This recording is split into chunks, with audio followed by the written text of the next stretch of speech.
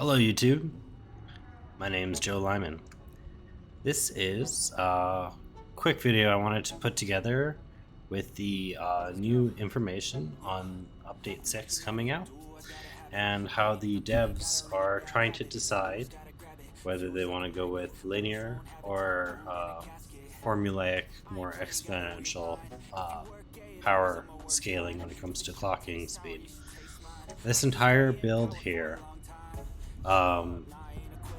benefits from the current exponential power speed. Basically, when I created this build, I multiplied everything essentially by an order of 10. So all of my machines were underclocked to 10%, and what that means is if a constructor regularly would put out 4 megawatts at 10% clock rate, it wouldn't be 0.4 megawatts, but rather 0.1 megawatts. So I managed to build out my entire phase 1 factory here, operating just off of the hub power, which is pretty phenomenal. But what that also allowed me to do was it allowed me to essentially keep these buildings for the next phases, where in order to get more production out of them, I just need to increase the clock rates, no power shards needed, and upgrade belts and upgrade the miners to higher spec miners.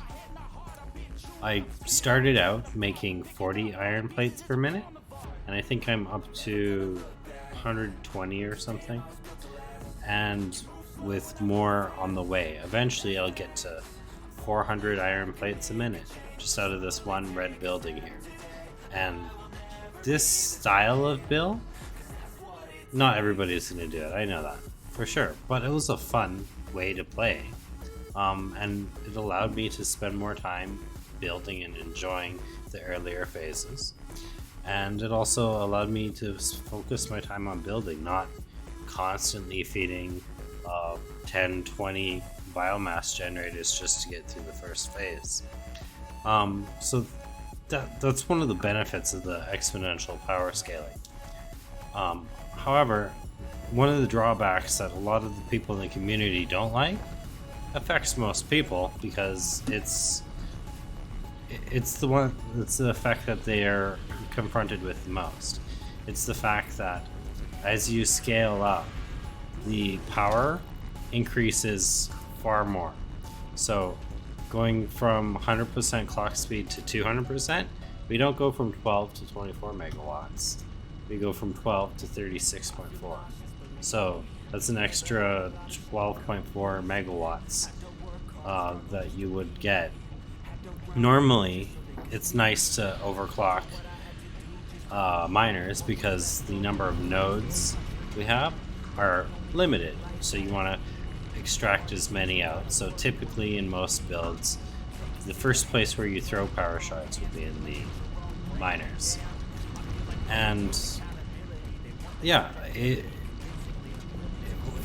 for this style of playthrough that I did, it's okay, because for any of the excess energy I'm spending here, I ended up saving it in all my other factories and machines. This one here, currently with the belts and miner, are at 33.33, and they're doing only 0.7 megawatts. And yeah, it's nice being able to easily upgrade. So what would happen if Coffee Stain Studios decided to change it away from this exponential style of power curve? Well, what would happen is there'd be no benefit to any of this. It makes the game a lot easier.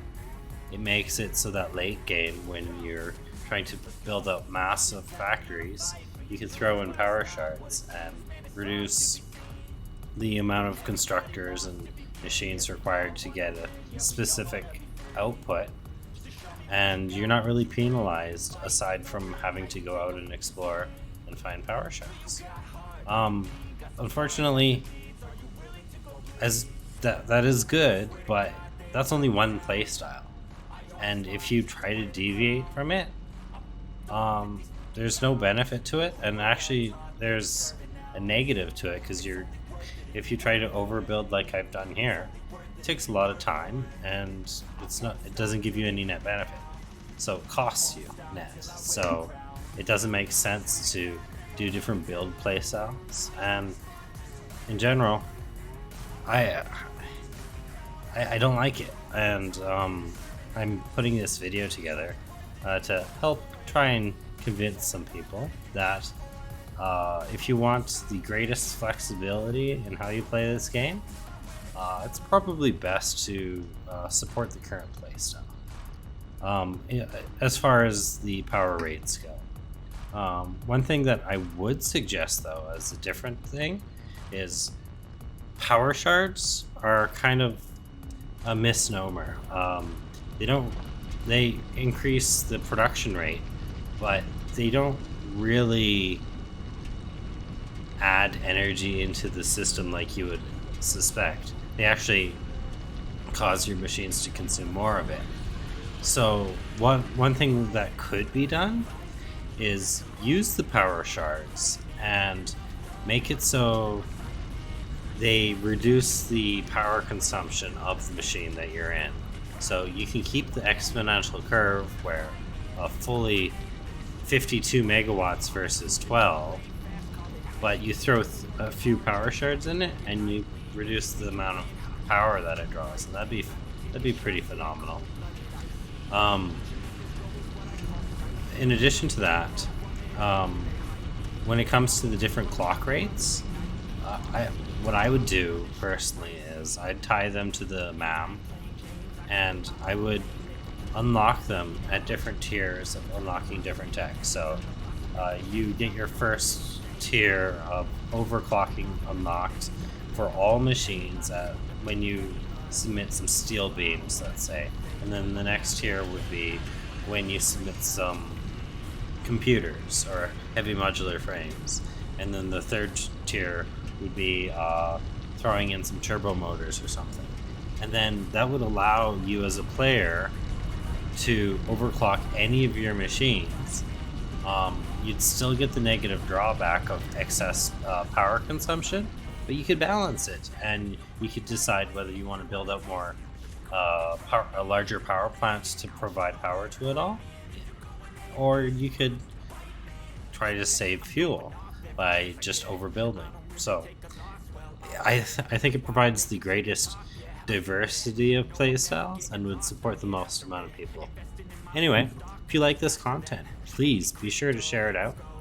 Additionally, I do live streams fairly regularly, and if you want to see me actually play and build out this build and other builds, be sure to like and subscribe. Peace.